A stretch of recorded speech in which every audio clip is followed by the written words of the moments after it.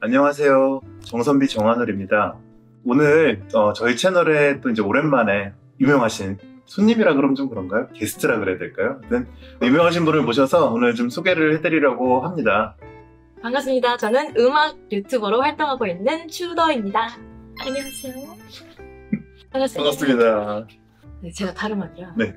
작년부터 사탕을 너무 많이 먹어가지고 이가 약간 불길하거든요. 그래서 임플란트 이런 걸 많이 알아봤는데 네. 일단 궁금증이 많아서 나왔고요. 네네. 첫 번째로는 영구적인 건가? 요게 궁금해요. 아, 임플란트가요? 네. 이제 사실 환자분들이 많이 궁금해 하시는데 바꿔 생각하면 내 이는 영구적인 걸까? 라고 생각해 보시면 관리를 잘하면 영구적으로 내 이도 쓰는 건데 임플란트를 하신다는 건 결국은 뭔가의 뭐 사고든 관리 부족이든 어떤 이유든 영구적으로 쓸 수 있는 상황을 못하고 인공물을 들이는 거잖아요. 그러니까 그 말은 임플란트라고 하는 게 많이 좋아져서 바꿔 말하면 관리만 잘하면 내이처럼 쓸 수가 있다. 그래서 반영구적이다라는 말을 쓰는데 그 말은 관리 여하에 따라서 잘 관리가 되면 얼마든지 내이에 가깝게 영구적으로 쓸 수 있다라고 생각하시면 될 것 같습니다. 근데 내 이 같지만 내 이보단 좀 더 관리를 신경 써야 돼요. 아무래도 그렇죠. 내 이를 살아있는 가로수 나무라고 비유를 한다면은 임플란트는 길가의 가로수 나무 옆에 있는 전봇대랑 좀 비슷하다고 보시면 되거든요.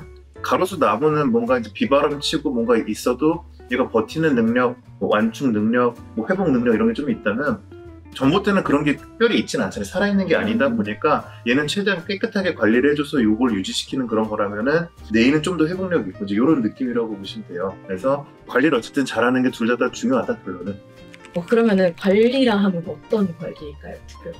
기본적으로는 어렵게 생각하실 게 없고요. 치아 관리랑 사실 동일합니다. 잘 닦기? 네. 그렇죠. 잘 닦기. 근데 아까 이제 나왔던 것처럼 내이는 내가 사실 조금 뭐 부족한 게 있어도 자체적으로 회복하는 능력이 좀 더 있다면은 임플란트는 사실은 그게 없다 보니까 아무래도 좀 더 양치질하는 것들, 뭐 치실, 치간 칫솔 사실 너무 상식적인 그런 것들이랑 동일해요. 색깔을 다니면서 관리하는 것도 필요한가요? 그래서 아무래도 이제 이게 우리 스케일링도 1년에 보통 한 번에서 두 번 정도는 아무리 건강해도 한계가 있다 보니까 이렇게 말씀을 드리는데 아무래도 임플란트도 그렇게 1년 혹은 좀 잇몸이 안 좋으신 분들은 1년에 한 2번 정도? 그 정도는 정기적으로 체크를 받으시는 게 좋죠. 1년에 2번 정도? 네, 이제 잇몸이 안 좋으신 분들은 그 정도 추천을 드리고 그렇습니다. 그래도 엄청 자주 와야 되는 거 아니에요? 그렇죠. 네. 평소에 잘하면. 네, 평소에 잘 관리하시면 괜찮습니다. 시간 칫솔, 가글 중에 어떤 관리가 제일 최선일까요? 어려운 질문이긴 하네요. 근데 이제 정확하게 말씀하신 게 제일 중요한 건 양치질이긴 합니다. 네. 그리고 저라면은 저뿐만 아니라 아마 모든 치과의사들이 이 질문 받으면 아마도 치간 칫솔을 1번으로 꼽지 않을까 싶습니다. 그러니까 쉽게 생각하면 우리가 치아를 양치질하는 건 바깥을 우리가 청소해 주는 건데 치간 칫솔은 우리 칫솔로 조금 덜 닿을 수 있는, 왜냐면 이가 잇몸을 이렇게 이게 이라면 잇몸이 이렇게 덮고 있는 거다 보니까 이 사이사이를 닦아줄 수 있는 게 치간 칫솔인 거거든요. 근데 가글은 이제 치아랑 잇몸뿐만 아니라 혀라든지 공간을 좀 세척해주고 이제 관리해주는 그런 것들인 거고, 그리고 워터픽도 나쁘진 않죠. 근데 워터픽이 도달할 수 있는 영역들이 아무래도 이제 한정돼 있다 보니까 일반 양치질로 커버가 안 되는 영역을 좀 더 관리해준다는 면에서는 역시 치간 칫솔이 저라면 1번으로 말씀드릴 것 같긴 합니다. 다이소에 1,000원짜리 이런 거. 좋습니다. 치간 칫솔 이런 것들은 비용 이런 거라기보다 아무래도 이게 또 솔도 작고 금방 망가지니까 글쎄 뭐 비싸고 좋은 것도 있겠지만 더 중요한 거는 그 정확한 사이즈를 쓰는 거랑 그다음에 습관이 되는 게 제일 중요하죠. 임플란트랑 붓기가 좀 연관이 있을까요? 붓기가 생길까요? 있죠. 아무래도 임플란트도 수술이다 보니까 붓기는요. 우리가 임플란트가 크게 수술하는 단계가 있고 이제 수술해서 머리를 만드는 보철이라고 하는 이 만드는 단계 두 단계로 나뉘는데 머리를 만들 때는 당연히 붓기 이런 건 신경 안 쓰셔도 되는데 수술하는 거는 아무래도 이게 잇몸 수술인 거다 보니까 약간의 붓기가 발생을 하죠. 근데 이게 이제 사람마다 상황마다 조금씩 다르기는 해요. 예를 들어서 어떤 경우는 이를 빼는 것보다 오히려 덜 부을 수도 있어요.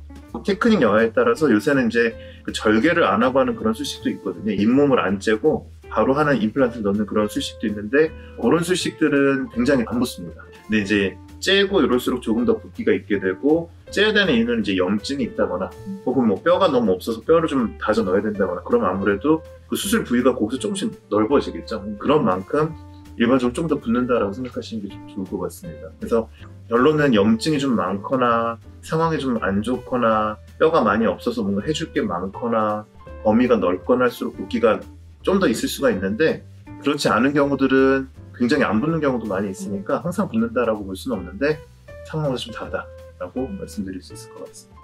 원장님 말씀하신 거 들어보니까 네. 그 치료가 단계가 여러 가지인 것 같은데 혹시 그럼 총 기간을 얼마나 잡고 치료해야 될까요? 일단 임플란트가 큰 과정이요. 우리가 수술을 하는 파트가 있고 수술해서 이제 이를 만드는 파트가 있는데 제가 그래서 요 귀여운 모형을 하나 좀 준비를 해봤어요. 우리 치아도 똑같습니다. 치아랑 이제 임플란트 차이를 비교해 보시면은 치아도 이렇게 머리가 있고 밑에 뿌리가 있어요. 근데 이제 임플란트라고 하는 거는 치아가 머리랑 뿌리랑 다 없어졌을 때 새로 대체를 해야 되는데 뿌리 부분은 일반적으로 이런 금속으로 된 것들로 이제 사용이 돼서 임플란트 수술이라고 하는 게 이 파란색 금속 부분을 뼈에다 이렇게 넣는 올려서 박는 거군요. 그렇죠. 이제 이거를 이제 나사 넣듯이 이게 나사 품이 있죠. 여러 가지 방식이 있는데 얘를 뼈에다 이렇게 넣는 거를 임플란트 수술이라고 합니다. 그래서 이때 좀 붓고 이제 이런 것들이 아까 말씀드렸던 것들이고 근데 이제 넣자마자 바로 이를 만들어서 우리가 음식을 씹기에는 아직은 이게 좀 더 굳어야 좀 튼튼하겠죠. 그래서 일반적으로 넣고 나서는 조금 더 굳는 시간을 일반적으로 좀 가지게 되고요.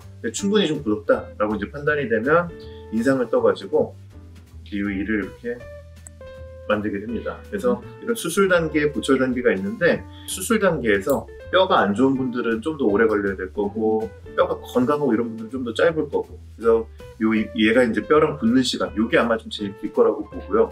근데 2단계에서 만약에 뼈가 너무 안 좋다, 너무너무 안 좋다 그러면은 뼈를 먼저 이렇게 우리가 축조를 해놓고 뼈가 생기고 그 다음에 임플란트도 넣어놓고 또 기다리지 이렇게 돼서 훨씬 길어질 수도 있고 그렇습니다. 그래서 일반적으로는 수술하고 보통은 한 2달, 뭐 3달 정도 뼈 이식이 추가되면은 그거보다 또 뭐 한 2달 이상 더 이렇게 기다려야 될 수가 있고 그래서 첫 단계. 그렇죠. 첫 단계만. 근데 이제 이를 만드는 단계는 사실은 오래 걸리진 않습니다. 우리가 본 떠서 기공도에서 이제 이를 만들어서 껴주고 근데 낀 다음에 우리가 또 조정도 하고 써보는 임시 기간 이런 것도 생각한다면은 사실은 뭐 한 달까지 안 가고요. 이를 만들어서 껴주기만 하면 되니까. 그리고 이제 적응해 나가면서 전기 관리 들어가고. 그래서 걸리는 시간은 그래서 수술해서 보철로 넘어가는 그 기간이 아무래도 사람마다 좀 다를 거고 그게 뭐 한두 달에서 길게는 뭐 반년 뭐 정말 뼈가 없는 분들은 이제 뼈 축조부터 해야 되니까 뭐 거의 한 1년 이렇게 가는 분들도 있긴 있습니다. 정말 없는 경우는. 혹시 조심해야 될 음식이 생길까요? 임플란트 하고 나서? 근데 사실 이제 임플란트를 너무 어렵게 생각 안 하셔도 되는 게 내 이랑 사실 좀 비슷합니다. 내 이에 안 좋은 것들을 똑같이 임플란트도 안 좋아요. 질긴 음식들, 뭐 엿, 아니면 치과에서 가장 피하라고 말씀드린 뭐 마른 오징어, 뭐 쥐포 이런 것들이 아무래도 조금 불리하죠. 근데 이제 우리가 그 한국 음식들이 특히나 좀 질긴 것들이 많아서 이제 상대적으로 어쩔 수는 없는데 잘 먹고 잘 살자고 하는 건데 안 먹을 수는 없지만 분명히 질긴 게 조금 약하다. 그래서 이제 뭐 맨날 이제 뭐 육포 달고 사시는 분들, 젤리 달고 사시는 분들 이런 분들은 조금 불리할 수 있다. 껌도 좋진 않겠죠? 뭐 아무래도 그렇죠. 그래서 그러니까 적당히 무리 없는 정도면은 뭐 괜찮은데 그러니까 이제 어떤 게 불리한 음식이냐라고 하신다면 아무래도 질긴 음식들 이런 것들이 조금 임플란트도 불리하고 자연치에도 좀 불리하죠. 네, 오늘 이렇게 귀하신 분 모시고 글쎄요, 뭐 좀 너무 다 아시는 내용일 수도 있지 않나. 저는 뭐 맨날 보니까 그렇게 느끼는데 어쨌든 이제 궁금하신 점들을 제가 최대한 좀 쉽게 설명을 드린다고 해봤는데 좀 어떠셨나요? 저는 생각보다 겁이 많이 없어진 것 같아요. 네. 임플란트를 정말 끔찍하게 무서운 거라고 생각했는데 오히려 별게 아닌 것처럼 계속 말씀을 해주셔서 네. 그래서 좀 겁이 많이 없어진 것 같아요. 임플란트라는 게 이제 없던 뭔가가 이제 내 몸에 들어오는 거고 뭔가 이렇게 막 쑤시고 파고들고 뭐 이런 느낌이 분명히 있다 보니까 겁먹는 그런 상황들도 발생할 수밖에 없고 많이 아플 것들 이런 걱정들이 많으실 텐데 너무 그렇게까지 겁먹으실 정도는 아니시고 우리가 평상에 치과 치료하듯이 적절하게 마취하고 약 먹고 했을 때는 이렇게 많이 겁내실 필요 없이 너무너무 좋은 치료다. 다만 내이보다 조금 더 세심하게 봐주는 게 아무래도 좀 필요하겠다. 그리고 내 임플란트를 관리하는데 분명히 내 치아도 한계가 있는 것처럼 임플란트가 들어가면 치과에서 임플란트 끝나고 이제 잘 씹을 수 있다 끝 이게 아니고 정기적인 관리가 가장 중요하다라고 생각하시면 될 것 같습니다. 네, 오늘은 그래서 이제 이 임플란트에 대해서 간단히 뭐 이제 궁금하신 부분들에 대해서 제가 좀 답변을 해드리는 시간을 가져봤고요. 영상이 도움이 되셨다면 구독과 좋아요 부탁드릴게요. 조태꿀 감사합니다.